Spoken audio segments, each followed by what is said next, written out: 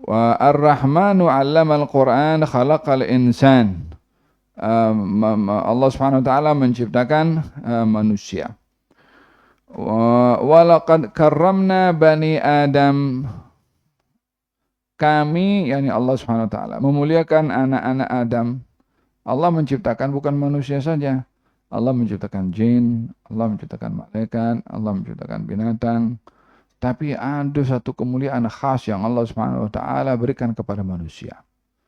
Yang dengan kemuliaan ini manusia dipilih oleh Allah untuk menjadi khalifah di atas muka bumi ini.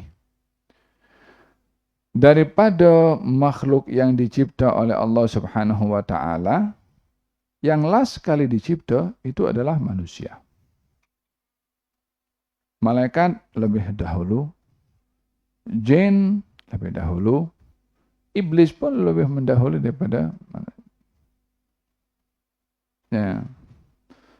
Yang terakhir manusia dicipta oleh Allah Subhanahu wa taala. Ketika manusia dicipta oleh Allah, Allah perintahkan jin dan juga malaikat untuk sujud kepada Allah suruh malaikat untuk sujud, dan di tengah-tengah malaikat itu ada iblis. Iblis daripada bangsa jin untuk sujud kepada Nabi Adam, sujudul ihtiram, sujud hormat, bukan sujud ibadah. Kalau sujud ibadah hanya kepada Allah Subhanahu wa taala, tak boleh sujud pada selain Allah dalam bentuk ibadah. Kecuali hanya kepada Allah Subhanahu wa taala sahaja. Pada syariat yang terdahulu, orang sujud kepada orang lain namanya sujud ihtiram, sujud penghormatan. Seperti sujudnya malaikat kepada Nabi Adam. Seperti sujudnya adik-beradik Nabi Yusuf kepada Nabi Yusuf. Sujud ini sujud hormat, bukan sujud ibadah. Namun dalam syariat Nabi Muhammad SAW, apapun bentuk sujud pada selain Allah itu dilarang. Hatta sujud hormat. Orang nak hormat kepada orang tuanya, nak sujud pada orang tuanya, tak boleh. Seorang istri nak sujud kepada suaminya hormat, tak boleh. Murid nak sujud kepada gurunya, tak boleh. Walaupun sujud hormat. Apa sebab? Syariat Nabi Muhammad SAW melarang perbuatan demikian. Pada syariat yang terdahulu, boleh. Macam mana yang dulu boleh, sekarang tidak boleh? Walikullin ja'alna lakum syir'atan wa minhaja. Hukum hakam itu diturunkan oleh Allah, ada kalanya sama, ada kalanya berbeza antara umat yang terdahulu dengan umat yang sekarang. Hukum hakam banyak berbeza, yang tak berbeza adalah akidah. Akidah tidak berubah. Hukum hakam boleh berubah sesuai dengan kehendak Allah Subhanahu wa taala untuk menentukan hukum tersebut. Nah, apa kemuliaan yang ada pada manusia sehingga malaikat diperintahkan sujud, iblis pun diperintahkan sujud. Padahal dari bentuk ciptaannya manusia dicipta daripada tanah. Ya kan? Dan dari segi kekuatannya dibandingkan dengan jin lebih kuat. Nah, dibandingkan dengan malaikat, malaikat lebih besar. Itu malaikat ciptaannya Masya Allah. Jadi apa yang ada pada manusia yang bentuk fisikalnya ini lemah, tapi dimuliakan oleh Allah sehingga malaikat diperintahkan untuk sujud, karena Allah Subhanahu wa taala menisbahkan kemuliaan manusia pada hembusan ruh yang Allah Subhanahu wa taala berikan kepada manusia. Wa nafakhtu fihi min ruhi. Saya hembuskan kepada manusia daripada urusan saya. Yakni ciptaan manusia ini dinisbahkan oleh Allah kemuliaannya pada ayat-ayat yang menggambarkan mubasyarah, langsungnya Allah dalam mencipta manusia. Dinisbahkannya ciptaan manusia itu langsung kepada Allah Subhanahu wa taala. Kenapa kamu tidak mahu sujud kepada makhluk yang saya ciptakan dengan kedua tangan saya? Kata Allah Subhanahu wa taala. Walaupun dalam hal ini tanda kutip kita yang memahami tangan Allah Subhanahu wa taala bukan bukan tangan seperti dipahami bentuk fisikal kepada manusia, dan itu tidak mungkin untuk dinisbahkan kepada Allah Subhanahu wa taala. Paham tuh? Tangannya Allah. Macam mana tangan Allah ya? Biyadaya, dua tangan. Dua tangan. Oh, ada dua tangan Allah Subhanahu wa taala. Tapi dalam ayat yang lain mengatakan katanya apa yadullahi fawqa aydihim.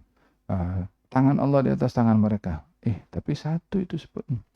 Was-samaa'a banainaha biaydin wa inna lamusi'un. Langit-langit diciptakan oleh Allah dengan tangan-tangannya Allah Subhanahu wa taala. Ini banyak. Jadi tangan Allah ada berapa? Satu ke dua ke atau banyak? Kalimat tangan dalam Al-Quran dinisbahkan kepada Allah. Ada yang mufrad, tunggal. Ada yang musanna, dua. Ada yang jamak, banyak. Ini menggambarkan bahwasanya yang dimaksudkan tangan bukan seperti apa yang kita boleh kesan dengan mata kepala atau dalam pikiran kita yang menunjukkan tangan itu ada bilangannya. Itu hanya ada kepada manusia atau kepada makhluk. Oh iya, manusia tangannya dua, kakinya dua. Harimau ada 4. Ular, tak ada kaki dia, tak ada tangan pun juga. Ada binatang itu apa yang 1000 kaki dah, apa? Kalau tak mampu nak hitung, banyak sangat dia punya kaki itu. Apa namanya itu? Yang merah itu. Hah? Itu. Paham tuh? Ada yang kakinya 4 dengan 2 sayap. Ya subhanallah, itu kepada makhluk boleh kira, boleh tahu. Pada Allah Subhanahu wa taala laisa kamitslihi syai'un wa huwa samiul basir. Bila sebut tangan pada Allah Subhanahu wa taala, jangan bermain daripada fikiran kita bentuknya macam mana ya. Maknanya di luar apa yang kita fikirkan. Kullu ma khatara bi balika fa Allahu bi khilafi dzalik. Apa saja yang kamu pikir tentang zatnya Allah, Allah itu berbeza dengan apa yang kamu pikirkan. Tentang zatnya, tentang ma'rifah, masing-masing diberi oleh Allah Subhanahu wa taala sesuai dengan tafakkurnya kepada sifat-sifat Allah Subhanahu wa taala. Naam, kemuliaan yang ada pada manusia adalah mubasyarahnya Allah, langsungnya Allah di dalam menciptakan manusia, dalam menghembuskan ruhnya, mubasyarah dalam ciptaannya. Istifa ini, pilihan ini daripada Allah kepada manusia yang menyebabkan kemuliaan yang Allah Subhanahu wa taala berikan kepada manusia. Bukan karena ia daripada tanah, iblis atau jin kedudukannya berbandingkan dengan manusia, ukurannya bukan berbeza karena ini jin daripada api, manusia daripada tanah, malaikat daripada cahaya. Tak ada kaitan pada asal usul ciptaan itu. Akan tetapi letak kemuliaannya adalah apa yang diberi oleh Allah Subhanahu wa taala kepada manusia tersebut daripada kemuliaan seperti nafkhur ruh dan juga takrim yang diberikan oleh Allah, dan istifa, pilihan yang Allah Subhanahu wa taala pilih manusia berbandingkan kepada makhluk-makhluk yang lainnya. Dan itu adalah haknya Allah Subhanahu wa taala. Takkan akan dipertikai oleh makhluk yang lain. Kenapa engkau muliakan manusia lebih daripada aku? Macam iblis kata. Yang Tuhan siapa? Kalau yang Tuhan itu adalah Allah Subhanahu wa taala, terpulang kepada dia nak muliakan mana dengan muliakan mana? Tafaddul min Allah Subhanahu wa taala, menciptakan manusia pelbagai. Asal usulnya daripada Nabi Adam alaihi salam, lepas itu dipisahkan oleh Allah Subhanahu wa taala. Ada yang dijadikan oleh Allah sebagai keturunan para anbiya, seperti Bani Israel yang itu siapa namanya? Yusuf, Nabi bin Yaqub, Nabi bin Ishaq, Nabi bin Ibrahim, Nabi. Mulia disebabkan oleh kerana nasabnya terkait dengan nabi-nabi yang dipilih oleh Allah Subhanahu wa taala.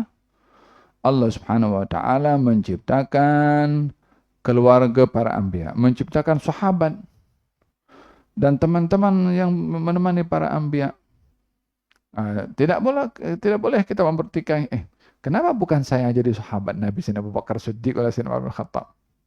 Dia menciptakan pada zaman itu, siapa yang diciptakan pada zaman ini, siapa yang diciptakan zaman akan datang, siapa yang diciptakan, terpulang kepada dia tak ada siapa yang mempertikai ciptaan Allah Subhanahu wa taala sesuai dengan kehendaknya. Manusia hanya menerima dan juga mengambil hikmah pada ciptaan Allah Subhanahu wa taala. Oh, terlebih dah. Ar-Rahman 'allamal Qur'an, khalaqal insan 'allamahu al-bayan. Apakah 'allamahul bayan? Kita dengar pada pertemuan yang akan datang insyaallah.